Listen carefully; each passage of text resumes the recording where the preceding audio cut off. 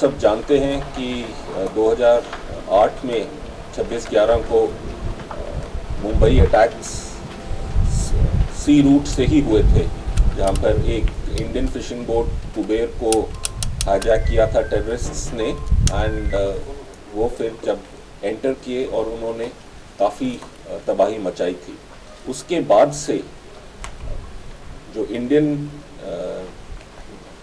Security seaward security को बहुत Titan up किया गया है, जिसमें सारे सिक्योरिटी स्टेक होल्डर्स अब बहुत मिलजुल कर सिनर्जी के साथ और कोऑर्डिनेशन के साथ काम करते हैं। बट आप लोगों को ये जानना जरूरी है कि इसमें बहुत सारे स्टेक होल्डर्स होते हैं। ये सिर्फ नेवी कोस्ट गार्ड नहीं होती है जो कि सीवर्ड सिक्योरिटी और सीवर्ड डिफेंस के लिए रिस्पॉन्सिबल होती है। इसमें और भी बहुत सारे स्टेक होल्डर्स होते हैं।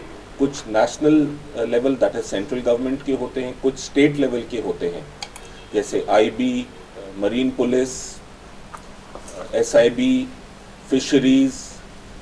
और जब इतने ज़्यादा स्टेक होल्डर्स हों, उन सबको मिलजुल कर कभी ना कभी साल में एक या 2 साल में एक बार मिलकर एक एक्सरसाइज करना लाजमी हो जाता है, ताकि हम अपनी रेडीनेस को खुद एसेस कर पाएँ और जहाँ पे हमें लगता है कि हमारी सिक्योरिटी व्यवस्था में और इम्प्रूवमेंट की ज़रूरत है, उसको हम फाइन ट्यून कर पाएँ।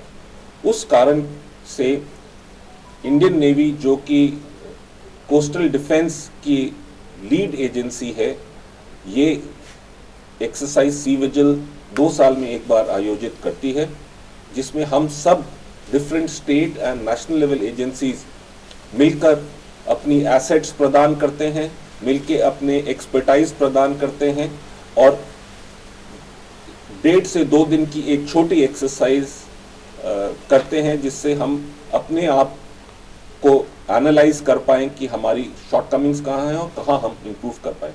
तो ये एक्सरसाइज सी विजिल 24 इसी के अंतर्गत रखी गई है। देखिए, पिछला जो इसका एडिशन था 2022 में था, 2 साल हो चुके हैं। तब से बहुत कुछ चेंज हुआ है टेक्नोलॉजी के अंतर्गत। ऑल्सो हमारी जो ऑर्गेनाइजेशन की जो रेडीनेस और हमारी जो ऑर्गेनाइजेशन की जो अपनी हर ऑर्गेनाइजेशन जो इवॉल्व करती है, वो चेंजेस होते हैं। 2 साल पहले अगर आपको याद हो, ड्रोन थ्रेट के बारे में चाहे उस टाइम भी थी, बट इतना ज़्यादा कोई बात नहीं करता था। उस टाइम ये जो रशिया यूक्रेन का युद्ध हो या जो होतीज के ड्रोन अटैक्स रेड सी में हो, ये उस टाइम नहीं हुए थे।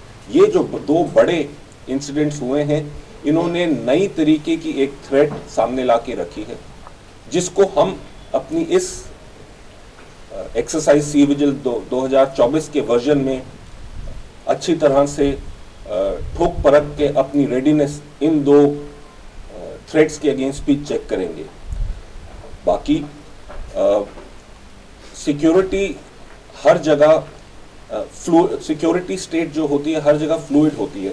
आज अगर हम सोचते हैं कि हमने सब थ्रेट्स को डिटेल में एनालाइज कर लिया है, टेक इनटू अकाउंट कर लिया है, इसलिए कल से हम सिक्योर हैं, ऐसा कभी भी नहीं होता। आज अगर हम एक थ्रेट को एनालाइज करके उसके अगेंस्ट अपने काउंटर मेजर्स फौलाद की तरह मुस्तैद करें, जो थ्रेट है वो भी इवॉल्व करती है, जो हमारे जो एडवर्सरीज हैं वो भी साथ ही साथ इवॉल्व करते हैं। तो ये तो एक कैट एंड माउस का गेम है। हर वर्जन ऑफ एक्सरसाइज नए चैलेंजेस थ्रो करती है और हमें उन पे तत्पर रहना ही पड़ता है। एक्सरसाइज सी विजिल में हम इसको एक रियलिज्म देने के लिए एक रेड फोर्स और एक ब्लू फोर्स बनाते हैं। ब्लू फोर्स का मतलब है भारत देश। इस केस में क्योंकि ये गुजरात का एक्सरसाइज वर्जन है, तो गुजरात स्टेट के अंदर जितनी भी सेंट्रल एंड स्टेट एजेंसीज तैनात हैं, उनको हम ब्लू फोर्स में मानते हैं।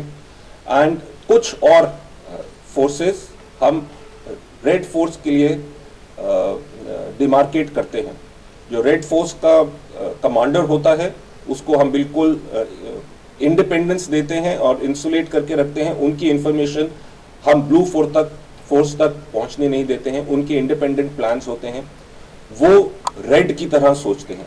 इस केस में रेड हमारे एडवर्सरीज हैं, सो वो एडवर्सरीज की तरह सोच के हमारे ऊपर कुछ अटैक सिम्युलेट करते हैं, जिसे ब्लू फोर्स को आइडेंटिफाई करके न्यूट्रलाइज करना होता है। हमारे देश की जो सुरक्षा प्रणाली है उसमें सब एजेंसीज के रोल्स बहुत ठीक से आइडेंटिफाई किए हुए हैं और हर एजेंसी का एक डेफिनेट रोल होता है। इंडियन नेवी जो है वो ओवरऑल लीड एजेंसी है कोस्टल सिक्योरिटी और कोस्टल डिफेंस के लिए।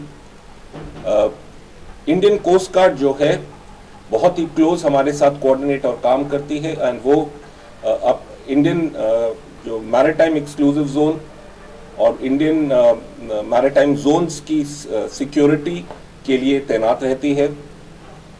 मरीन पुलिस जो है वो स्टेट के अंडर आती है, वो सेंट्रल एजेंसी नहीं है। वो अप टिल 5 नॉटिकल माइल्स की एब्सोल्यूट सिक्योरिटी के ऊपर नज़र रखती हैं, उनकी अपनी एसेट्स होती हैं। स्टेट आईबी के पास वो एसेट्स होती हैं जिनसे वो इंटेलिजेंस इकट्ठा कर पाए, चाहे वो इंटरलैंड से इंटेलिजेंस इकट्ठा करती है या सीवर्ड्स इंटेलिजेंस इकट्ठा करती है, और वो इंटेलिजेंस हम 3 security agencies that is navy, coast guard और मरीन पुलिस को प्रोवाइड करती है, और हम उसके ऊपर एक्शन ले पाते हैं।